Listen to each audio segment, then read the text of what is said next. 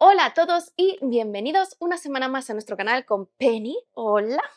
Y yo soy Mary y hoy os traigo una novela de fantasía que es El último unicornio de Peter S. Beagle. Se trata de un clásico de la fantasía épica por este escritor estadounidense que forma parte de muchas listas de novelas de fantasía clásica recomendadas, incluyendo mi lista de fantasía que podéis encontrar aquí arriba, y que destaca por la peculiaridad de que su protagonista es una unicornio. La novela fue originalmente publicada en 1968 y se mantiene dentro de la fantasía épica más clásica, pero sin ser el protagonista un héroe al oso. Desde el momento de su publicación se han vendido más de 6 millones de copias y Beagle es de hecho uno de los escritores de fantasía más famosos de Estados Unidos y durante su carrera literaria ganó varios premios, hasta el punto de que en el 78 escribió la introducción a la edición norteamericana del Señor de los Anillos. La novela fue adaptada a una película de animación muy famosa en 1982, dirigida por Rankin Bass y animada por el estudio precursor de lo que después sería el famoso Estudio Ghibli. Además, este libro es el favorito del escritor de fantasía Patrick Rothfuss, que ha escrito la introducción para la última reimpresión estadounidense en 2022, donde explica cómo descubrió esta novela gracias a la introducción de Beagle en El Señor de los Anillos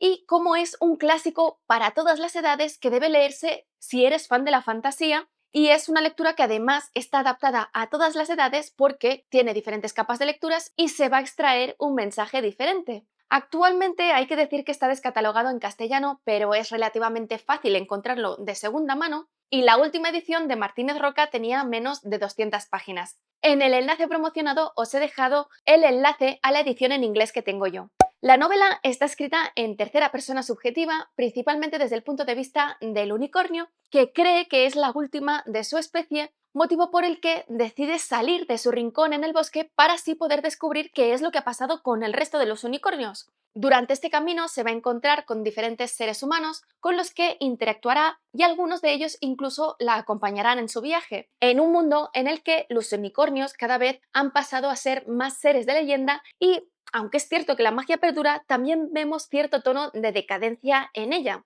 Es una novela que inicialmente puede parecer que está dirigida a niños porque está protagonizada por un unicornio. De hecho, es lo primero que yo misma pensé cuando apareció en la lista de novelas de fantasía. Porque cuesta creer que un unicornio pueda ser un personaje interesante, pero sí lo es, porque la realidad es que mientras el libro mantiene este tono de leyenda o de cuento dirigido a niños, tiene diferentes capas de lectura para diferentes edades, es complejo y el lenguaje que utiliza no siempre es sencillo, teniendo incluso que releer algún pasaje para entender exactamente lo que está pasando. Esta complejidad en el lenguaje es debida no solamente a este tono legendario que intenta mantener el autor, sino también al misterio que gira alrededor de la magia, como en El Señor de los Anillos. Así que no todo resulta claro en una primera lectura. El propio autor explica cómo escribir este libro, a pesar de su corta duración, le llevó casi 2 años porque no le resultó nada fácil mantener esta complejidad en la novela y los diferentes niveles de lectura a la vez que mantenía el tono o cuento accesible para niños.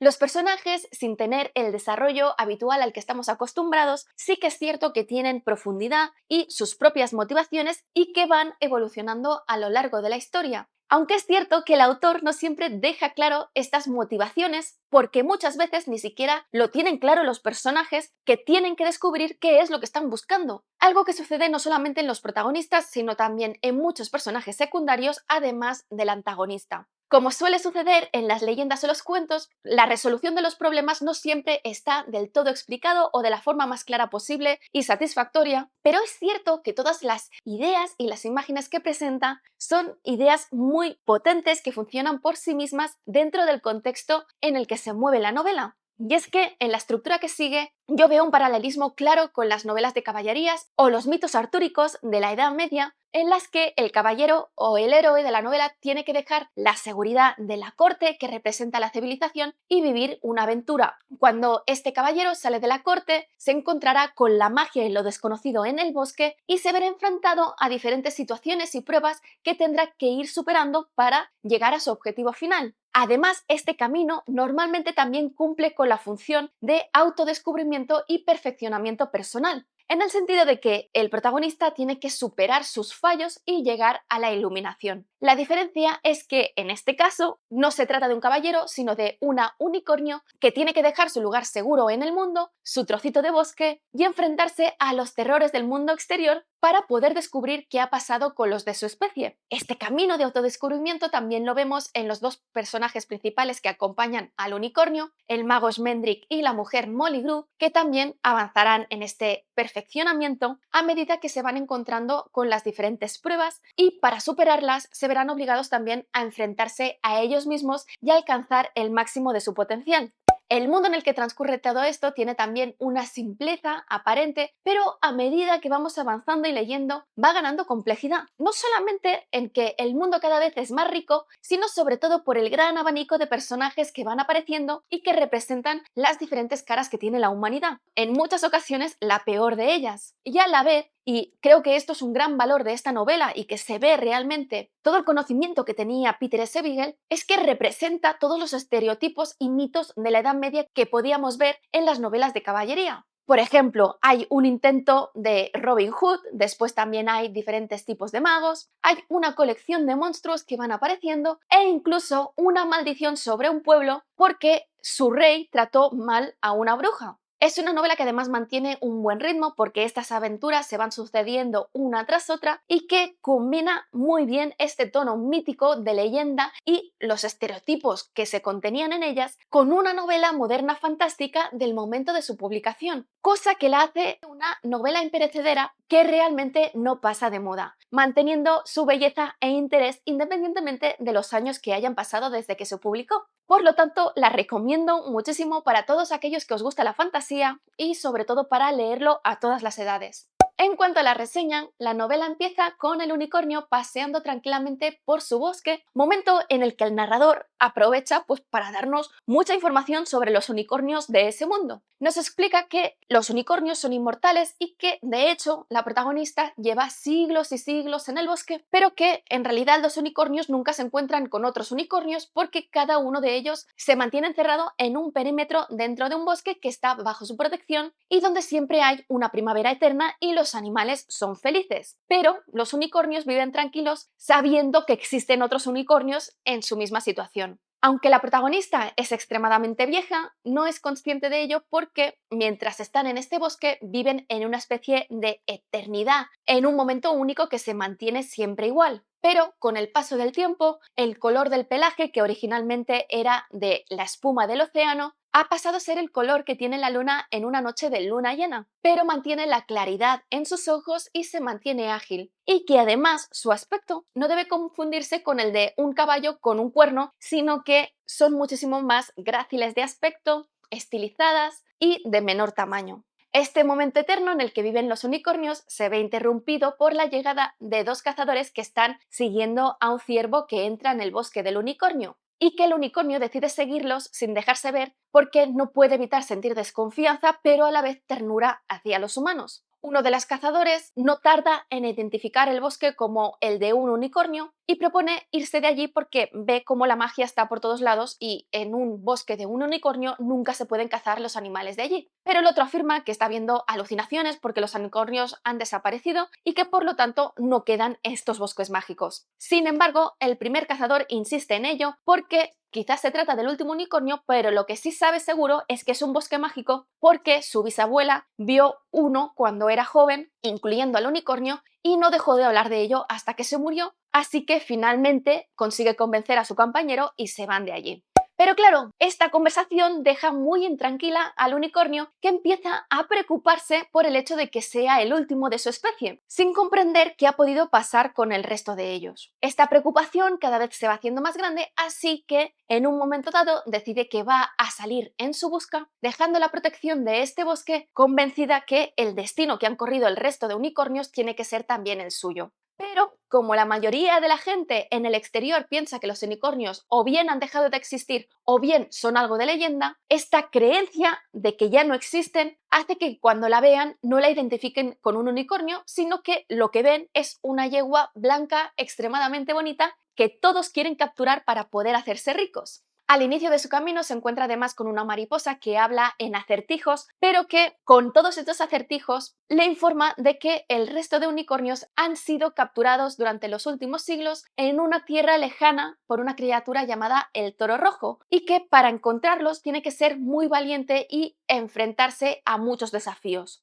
Poco después de esto, la unicornio tiene la desgracia de cruzar su camino con la bruja Mama Fortuna, que tiene una especie de carnaval del horror errante que consiste en diferentes jaulas que contienen a animales encerrados sobre las que hay hechizos para que estos animales normales parezcan criaturas míticas. Cuando Mama Fortuna descubre el unicornio durmiendo tranquilamente encima de la hierba, ella sí que inmediatamente la identifica como tal, así que se apresura a capturarla montando una de las cajas a su alrededor para encerrarla. Cuando despierta, la unicornio descubre que la mayor parte de las criaturas son en realidad animales normales, pero existe otro ser de leyenda que es la arpía, que se llama Celaeno y que amenaza continuamente con escapar y destruir con ella el resto del carnaval, por lo que cada día Mama Fortuna tiene que fortalecer los hechizos de todas las jaulas, pero estos igualmente se van debilitando con el tiempo. Junto a Mama Fortuna viaja un compinche y además Schmendrick, que es un mago que por necesidad se dedica a entretener los visitantes del circo cuando éste se está montando con trucos sencillos de magia. Pese a que Schmendrick en realidad posee magia de la más potente, es incapaz de controlarla y sus hechizos nunca salen bien, a veces ni siquiera los más sencillos.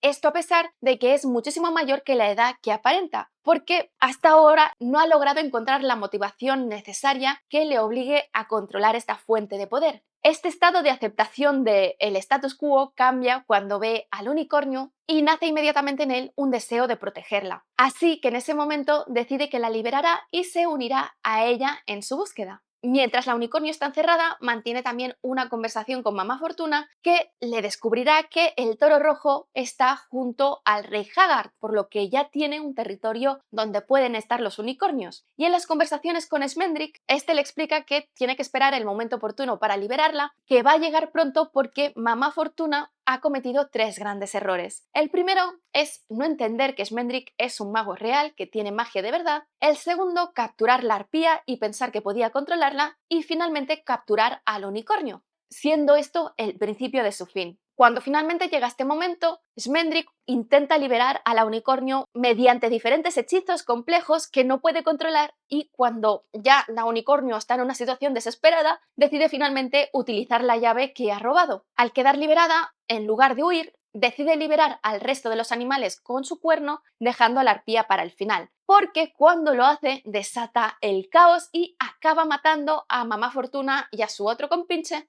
Así que en este momento aprovechan el unicornio y Schmendrick para huir. Una vez están a salvo, el unicornio le explica cómo está buscando al resto de unicornios y le pregunta si ha visto alguno. Pero él le dice que hace muchísimo que no se ven y que de hecho ella es la primera que él ve, asegurándole que no tienen que quedar ninguno más porque si no habrían sido vistos. Schmendrick únicamente conoce el nombre del rey Haggard por diferentes poemas y canciones, pero no sabe exactamente qué relación hay entre él y el toro rojo. Schmendrick insiste en acompañarla para que tenga un amigo en las desgracias que lo pueda ayudar y aunque ella no está de acuerdo que necesite su ayuda, finalmente deja acompañarse por él. En su largo viaje pasan por diferentes pueblos en los que son mejor o peor acogidos, pero nadie nunca reconoce al unicornio por lo que es. Finalmente llegan a un pueblo en el que son especialmente bien acogidos y que parecen ser extrañamente ricos en comparación con los pueblos que tiene a su alrededor. En este pueblo, para celebrar la llegada de un mago, el alcalde decide celebrar un festín en la calle a cambio de pedirle que realice algunos trucos de magia para ellos, mientras el unicornio, que es percibido como una yegua, se queda pastando en los campos. Mientras están cenando, aparece un grupo de proscritos a caballo que causan un caos que es aparente porque luego resulta que vienen a darle al alcalde la parte de los beneficios que han conseguido atacando a los otros pueblos y a los viajeros despistados,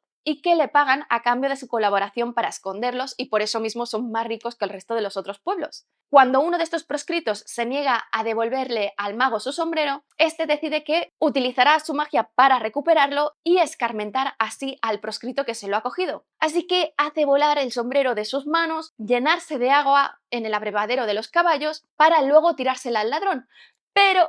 como la magia de Schmendrick no funciona demasiado bien, el hechizo se le escapa de las manos y le tira el agua encima al alcalde. Claro, Ante este desastre, el proscrito decide que lo mejor es secuestrar a Schmendrick para ponerlo a salvo de la furia del alcalde y se lo lleva al bosque. Cuando el unicornio ve lo que pasa, decide que tiene que ir a rescatarlo. Cuando llegan al campamento de los proscritos, el cabecilla, llamado Capitán Cooley, resulta liderar una banda que se muestra en oposición al rey Haggard y quiere dar la apariencia de que se trata en realidad de alguien equiparable a Robin Hood que roba a los ricos para dárselos a los pobres, pero no es así. Pero bueno, para mantener esta ilusión, lo que hace es mostrarse amable con Schmendrick y obliga a uno de sus chicos más jóvenes a cantarle las canciones que hay sobre él, dando a entender que son canciones que circulan por allí sobre su amabilidad y demás, pero que en realidad ha escrito él mismo esperando hacerse famoso y extender esta fama. Los celos de Cooley por la figura de Robin Hood son despertados especialmente por su mujer Molly Brew, que se queja de que lo siguió cuando era joven y su vida ha resultado estar muy lejos de la vida de Marion, y que en realidad apenas tienen para sobrevivir y tiene que ser la cocinera de todo ese grupo de proscritos. Esta información provoca en Schmendrick el deseo de demostrar su poder como mago, así que hace un conjuro poco intencionado en el que crea una ilusión hiperrealista de la banda de Robin Hood que está yendo a lo lejos del bosque y que inmediatamente hace que todos los proscritos, incluyendo a Molly, pasen a unirse a ellos dejando al capitán Cooley solo. Pero claro, esta ilusión se acaba deshaciendo y todos terminarán volviendo completamente descarazonados con la vida que tienen. Finalmente, a la mañana siguiente, el unicornio llega y intentan escapar disimuladamente con Schmendrick, pero Molly los ve y además reconoce inmediatamente al unicornio por lo que es, porque siempre ha estado esperando ver uno. Así que cuando la ve, la acusa de que no ha aparecido antes y que aparece ahora, que ella es una mujer mayor,